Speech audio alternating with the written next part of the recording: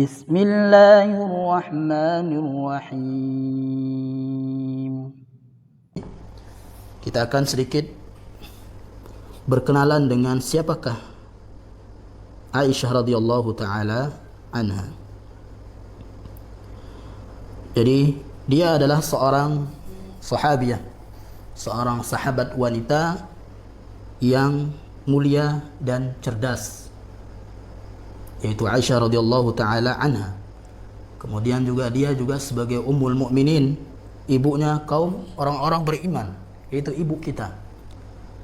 Itulah sebab diantara kenapa istri-istri Nabi sallallahu alaihi wasallam setelah meninggalnya beliau sallallahu alaihi wasallam tidak boleh dinikahi, karena istri-istri Nabi sallallahu alaihi wasallam adalah ibu-ibu kita. Dan inilah juga sebab kenapa kita harus marah, kenapa kita harus benci terhadap orang-orang yang mencela Aisyah radhiyallahu taala anha dan istri-istri Nabi sallallahu alaihi wasallam yang lain. Karena mereka adalah ibu kita. Tentu ketika ibu kita, ibu kandung kita dicela oleh orang lain, tentu kita akan marah. Lantas bagaimanakah kalau emang ibu kita, itu Ummul Mukminin Aisyah radhiyallahu taala anha, istri Nabi sallallahu alaihi wasallam dicela? Tentu kita harus lebih marah dan benci terhadap mereka. Para muslim dan muslimah dirahmati Allah Subhanahu wa taala. Kemudian kunyah dia adalah Ummu Abdillah.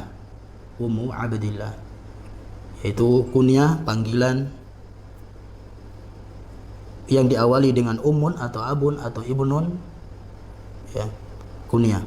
Walaupun radhiyallahu taala anha Aisyah tidak punya anak. Dan ini dalil bahwasanya orang yang tidak punya anak sekalipun boleh berkunyah.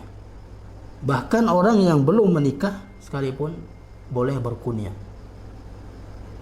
Para muslim dan muslimat rahmati Allah Subhanahu wa taala. Aisyah bintu Abi Bakr Siddiq. Dia adalah anak dari seorang sahabat yang terbaik setelah Nabi sallallahu alaihi wasallam.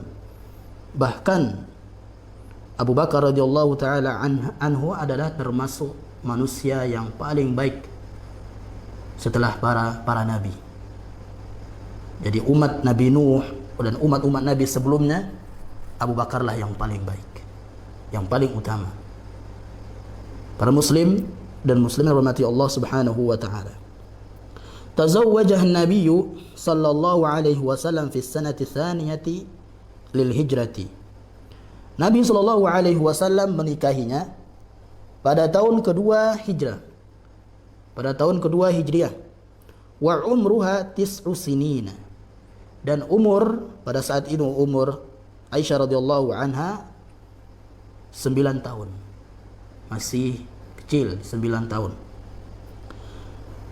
Namun apakah Nabi sallallahu alaihi wasallam ketika menikahinya 9 tahun kemudian lantas bermalam setelah itu? Tidak demikian. Jadi Nabi sallallahu alaihi wasallam menikahi Aisyah radhiyallahu taala anha masih kecil, umur 9 tahun. Ishtaharat bil ilmi wal fiqhi wa riwayatil hadithi. Dan beliau radhiyallahu anha terkenal sebagai orang yang ahli fikih, ahli ilmu. Karenanya para sahabat dahulu mereka banyak menimba ilmu dari Aisyah radhiyallahu taala anha. Termasuk wanita, sahabat wanita yang paling cerdas, yaitu Aisyah radhiyallahu taala anha. Wa riwayatil hadis, dan beliau juga termasuk orang yang paling banyak meriwayatkan hadis-hadis Nabi sallallahu alaihi wasallam. Wa kana as-sahabatu yas'alunaha amma yashkulu alaihim fatujibuhum hatta uddat afqah nisa'il ummati 'ala al-itlaq. Ya.